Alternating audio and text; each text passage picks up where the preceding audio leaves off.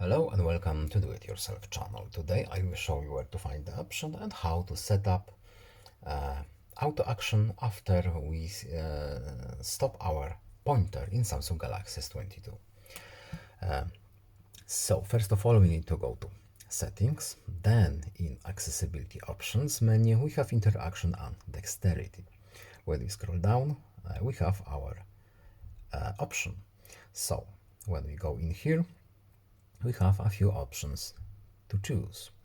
We have also a short explanation here. Use auto click to have a click happen automatically and use corner actions to assign actions, etc, etc, etc. You can pause on, you can look on your own phone.